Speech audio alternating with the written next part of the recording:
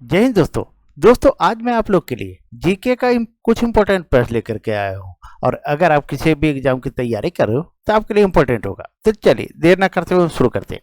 तो देखिए पहला प्रश्न दोस्तों, पहला प्रश्न कह रहा है आपका मोहनजोदड़ो का स्थानीय नाम क्या है। तो आप लोग सभी को जानते होंगे। देखिए मेरे आंसर बोलने के पहले आप मन में सोच लीजिए एक बार पढ़ करके कि सही क्या होगा। तो मोहनजोदड़ो का स्थानीय नाम क्या है दोस्तों? Mount of the living, mount of the great, mount of the dead, mount of the survivor. तो एक बार अपने मन में सोच लीजिए कि सही आंसर क्या होगा, क्योंकि सारे के सारे प्रश्न इंपॉर्टेंट प्रश्न दोस्तों। तो इसका सही आंसर हो जाएगा माउंट ऑफ द डेड। चलिए आगे बढ़ते हैं और नेक्स्ट प्रश्न को देखते हैं। अब देखिए दूसरा प्रश्न है आपका, वर्ष के लिए कपास की खेती सबसे पहले कहाँ की गई थी? मिस्र में की गई थी, मेसोपोटामिया में की गई थी, सेंट्रल अमेरिका में की गई थी, या भारत में की गई थी? कहाँ की गई थी? तो वर्ष के लिए कपास की खेती सबसे पहले कहाँ की गई थी? तो भारत में की गई थी दोस्तों। चलिए आगे बढ़ते हैं और नेक्स्ट प्रश्न को देखते हैं। अब देखिए तीसरा प्रश्न दोस्तों, तीसरा प्रश्न है ऋग्वेद। ऋग्वेद में कौन सी नदी का उल्लेख नहीं है? सिंधु, यमुना, सरस्वती या पेरियार? कौन सी नदी का उल्लेख नहीं दोस्तों? एक बार आप भी आंसर दीजिए। ऋग्वेद में कौन सी नदी का उल्लेख नहीं है? तो इसका सही आंसर हो जाएगा क्या? पेरियार। किस नदी का उल्लेख नहीं है? पेरियार का नहीं है, सिंधु का है, यमुना का है, सरस्वती का है। चलिए आगे बढ़ते हैं और नेक्स्ट प्रश्न को देखिए दोस्तों। पतंजलि इनमें से किसके संकलन के लिए परिचित है? सारे के सारे इंपॉर्टेंट प्रश्न दोस्तों, तो आप लोग पूरा वीडियो वॉच कीजिए और आंसर देने का कोशिश कीजिए। पतंजलि इनमें से किसके संकलन के लिए परिचित है? योग सूत्र, पंचतंत्र, ब्रह्मसूत्र या आयुर्वेद? किसके लिए दोस्तों? आप लोग सभी को जानते होंगे।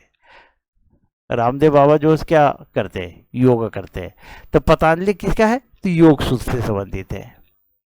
तो पतंजलि इनमें से किसके संकलन के लिए परिचित है, सो पूछ रहा है। तो इसका सही आंसर क्या होगा? योग सूत्र के लिए। चलिए आगे बढ़ते हैं और नेक्स्ट प्रश्न को देखिए क्या कर रहा है।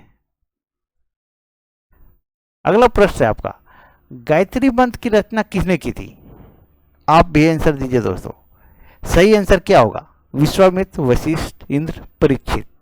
गायत्री मंत्र की रचना किसने की थी? तो सही आंसर होगा विश्वामित्र। कौन सा होगा दोस्तों? विश्वामित्र।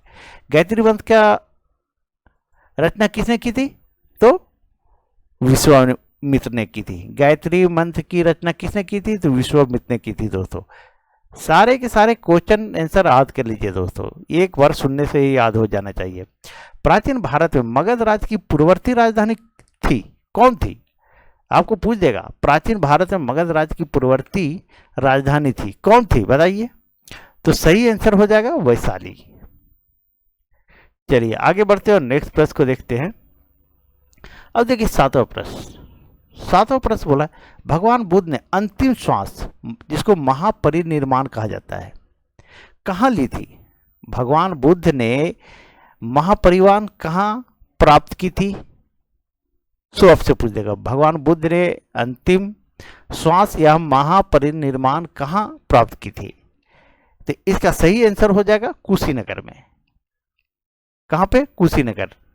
चलिए आगे बढ़ते हैं और नेक्स्ट प्रश्न को देखते हैं। अब देखिए आठवां प्रश्न दोस्तों, आठवां प्रश्न, वह सिद्धांत जो जैन धर्म को बौद्ध धर्म से अलग करता है, कौन सा सिद्धांत है दोस्तों कि जैन धर्म को बौद्ध धर्म से अलग करता है? देखिए क्या ऑप्शन है। अष्टांग मार्ग, एक मिनट, अष्टांग मार्ग का आचरण, वेदों का अमोघ अस्वीकृति, सभी सजीवों एवं पदार्थों में आत्मा का वास, पूर्व जन्म में विश्वास। क्या होगा दोस्तों? आप भी आंसर कीजिए। तो सही आंसर हो जाएगा आपका ए नंबर, अष्टमार्ग का आचरण। वह सिद्धांत जो जैन धर्म को बौद्ध धर्म से अलग करता है वो क्या है? अष्टमार्ग का आचरण।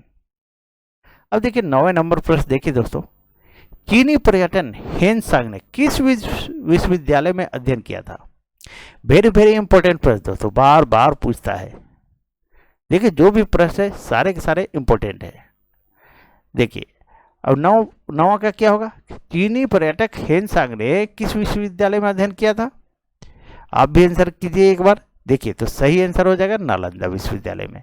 कहाँ किया था? तो नालंदा विश्वविद्यालय ने ह्वेनसांग ने अध्ययन किया था। और पूछ दिया कि ह्वेनसांग किसके शासनकाल में आया था? तो हर्षवर्धन के शासनकाल में। चलिए अब देखिए 10वां नंबर दोस्तों।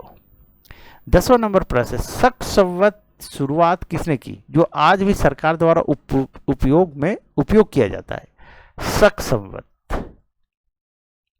बताइए दोस्तों, शक संवत की शुरुआत किसने की थी? तो इसका सही आंसर हो जाएगा कनिष्क ने। किसने किया था? तो कनिष्क ने किया था दोस्तों। शक संवत की शुरुआत किसने की थी? तो कनिष्क ने किया था 78 ईसा पूर्व में। चलिए अब देखिए प्रश्न 11 नंबर, चरक किस दरबार के विख्यात चिकित्सक थे? चरक जो थे एक चिकित्सक थे, वो किसके दरबार में थे? यही आपसे पूछा जा रहा है, चरक किस दरबार के विख्यात चिकित्सक थे? तो इसका सही जवाब हो जाएगा कनिष्क। क्या होगा दोस्तों? तो कनिष्क होगा। चलिए आगे बढ़ते हैं दोस्तों और नेक्स्ट प्रश्न को देखते हैं। अब देखिए 12 नंबर प्रश्न देखिए, 12 नंबर आपका प्रश्न करा है, शून्य को धारणा समेत दशमलव सांख्यिकी प्रणाली इनमें से किस राजवंश के दौरान भारत में चालू की गई थी? तो इसका सही जवाब हो जाएगा आपका गुप्त काल में। किस काल में? गुप्त काल में। चलिए अब नेक्स्ट प्रश्न को देखते हैं। देखिए 13 नंबर प्रश्न, कुमार संभव महाकाव्य की रचना किसने की थी? कुमार संभव की महाकाव्य की रचना किसने की थी? तो इसका सही जवाब क्या होगा दोस्तों? बाणभट्ट, चंद्रवरदाई, हरिसेन या कालिदास? तो इसका सही आंसर हो जाएगा कालिदास दोस्तों। चलिए आगे बढ़ते हैं। अब देखिए 14 नंबर प्रश्न, शतरंज खेल की शुरुआत कहाँ हुई थी? शतरंज खेल की शुरुआत कहाँ हुई थी दोस्तों? यूरोप, अरब, पारसिया, भारत। कहाँ हुआ था? तो इस खेल का शुरुआत कहाँ हुआ था? तो भारत में हुआ था। और शतरंज खेल में पूछ देगा कि उसका जो पैड रहता है उसमें कितने घर होते हैं? तो इसमें जो है सो 64 घर होते हैं दोस्तों। कितना? 64 घर होते हैं। इधर से 8-8 होता है, इस तरह से 8-8 होता है, अरे टोटल जो है सो 64 होता है। कितना होता है? 64 होता है। चलिए आगे बढ़ते हैं और नेक्स्ट प्रश्न को देखते हैं दोस्तों।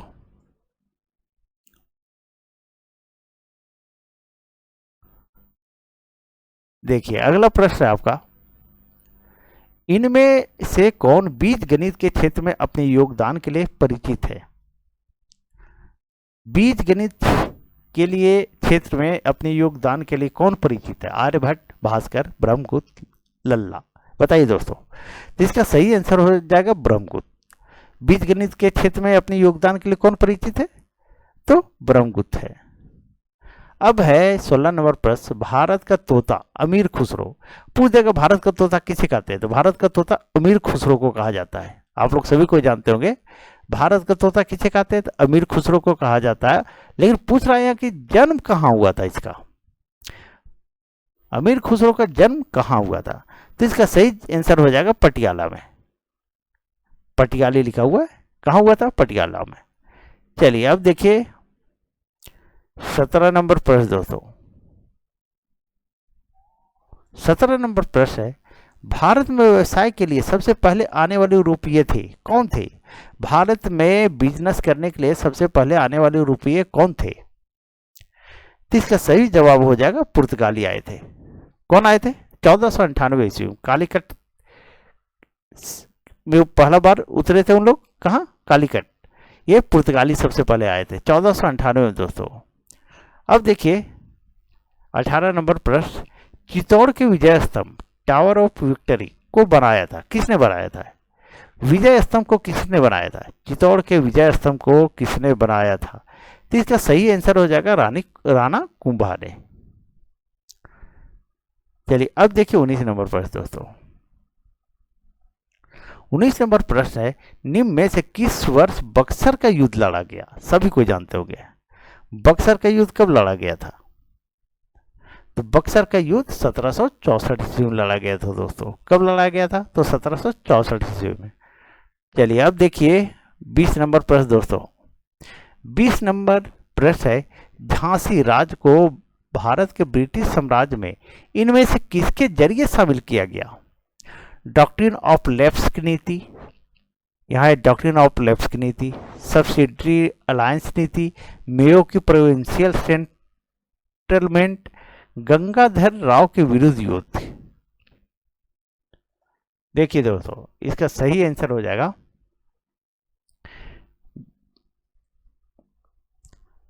डॉक्ट्रिन ऑफ लैप्स की नीति। झांसी राज्य को भारत के ब्रिटिश साम्राज्य में किसके जरिए शामिल किया गया था? तो डॉक्ट्रिन ऑफ लैप्स की नीति के तहत।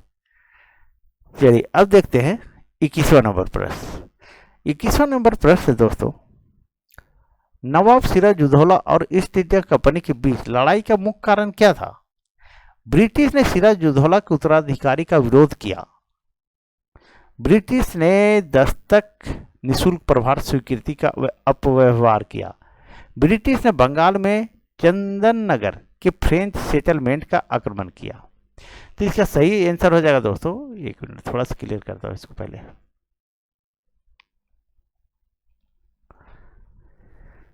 तो इसका सही आंसर आपका हो जाएगा सी नंबर, ब्रिटिश ने बंगाल में चंदन के फ्रेंच सेटलमेंट पर आक्रमण किया। चलिए आगे बढ़ते हैं और 22वां प्रश्न देखिए, इनमें से कौन बंगाल का प्रथम गवर्नर जनरल था? बंगाल का प्रथम गवर्नर जनरल कौन था? तो सबका जवान पर होना चाहिए ये, वारेन हेस्टिंग्स। किसने? बंगाल का प्रथम गवर्नर जनरल कौन था? तो वारेन हेस्टिंग्स था दोस्तों। चलिए आगे बढ़ते हैं और 23वां नंबर प्रश्न देखिए। 23वां नंबर प्रश्न है, इनमें से किस वर्ष बॉम्बे और थाने होगा दोस्तों? थाने के बीच पहली रेलवे लाइन बिछाई गई। थाने के बीच पहली रेलवे लाइन बिछाई गई। किस वर्ष बॉम्बे और थाने के बीच पहली रेलवे लाइन बिछाई गई? यही प्रश्न दोस्तों। 1853, 54, 1856, 1858 क्या होगा दोस्तों? सभी को जानते होंगे। तो इसका सही आंसर क्या हो जाएगा? 1853 ईस्वी। अब देखिए 24 नंबर प्रश्न। 24 नंबर प्रश्न जो है, बंगाल में 18वीं शताब्दी में वस्त्र उद्योग के पतन का कारण क्या था? तो इसका सही आंसर हो जाएगा ब्रिटेन में निर्यात पर उच्च सीमा शुल्क। क्या था? ब्रिटेन में निर्यात करने पर उच्च सीमा शुल्क लिया जा रहा था। चलिए आगे बढ़ते हैं और नेक्स्ट प्रश्न को देखते हैं। अब देखिए 25 नंबर प्रश्न दोस्तों। 25 नंबर प्रश्न है आपका,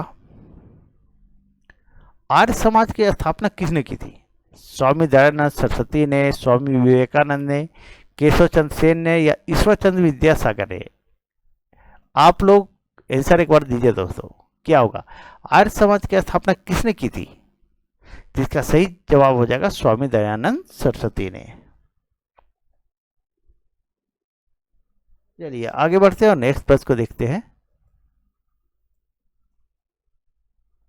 अब देखिए 26 नंबर प्रश्न दोस्तों, भारत में किस उद्योग में महिलाएं सबसे अधिक कार्यरत है? किस उद्योग में दोस्तों?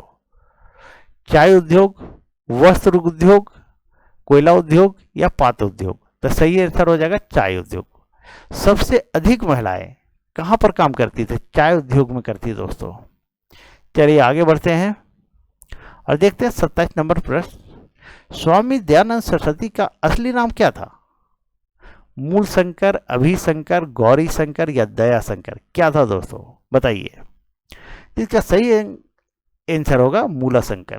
क्या था? स्वामी दयानंद सरस्वती का असली नाम क्या था? तो मूला शंकर नाम था। चलिए आगे बढ़ते हैं और नेक्स्ट प्रश्न को देख रहे हैं। शारदा मणि कौन थी? राजा राम मोहन राय की पत्नी थी, रामकृष्ण परमहंस की पत्नी थी, विवेकानंद की मां थी या केशव चंद्र सेन की कन्या थी? कौन थी? चलिए बताइए आप लोग, शारदा मणि कौन थी दोस्तों? देखिए कैसा सवाल है। तो इसका सही जवाब होगा रामकृष्ण परमहंस की पत्नी थी। शारदा मणि की कौन थी? तो रामकृष्ण परमहंस की पत्नी थी। चलिए अब देखिए 29 नंबर प्रश्न दोस्तों। 29 नंबर प्रश्न है, सत्यार्थ प्रकाश के रचयिता थे, कौन थे? सत्यार्थ प्रकाश के रचयिता राजा राम मोहन राय, महात्मा गांधी, विवेकानंद, दयानंद सरस्वती। सत्यार्थ प्रकाश के रचयिता कौन थे दोस्तों? तो इसका सही जवाब हो जाएगा स्वामी दयानंद सरस्वती। चलिए आगे बढ़ते हैं और नेक्स्ट प्रश्न को देखते हैं। और अंतिम प्रश्न दोस्तों, देखिए अंतिम प्रश्न, इनमें से यह किसका कथन था? एक अच्छी सरकार स्व सरकार की विकल्प नहीं हो सकती है। लोकमान्य तिलक का, स्वामी विवेकानंद का, विवेकानंद, स्वामी दयानंद, रविन्द्रनाथ टैगोर। क्या होगा दोस्तों? इसका सही जवाब हो जाएगा स्वामी दयानंद सरस्वती। एक अच्छी सरकार स्व सरकार की विकल्प नहीं हो सकती है, यह किसका कथन था? तो स्वामी दयानंद सरस्वती का था दोस्तों आज यहीं तक। अगर आप लोग को वीडियो अच्छी लगी तो प्लीज़ वीडियो को लाइक करें, और चैनल पे अगर नए हो तो प्लीज़ चैनल सब्सक्राइब कर ले, और सभी को एक बार शेयर कर दे दोस्तों। चलिए थैंक यू।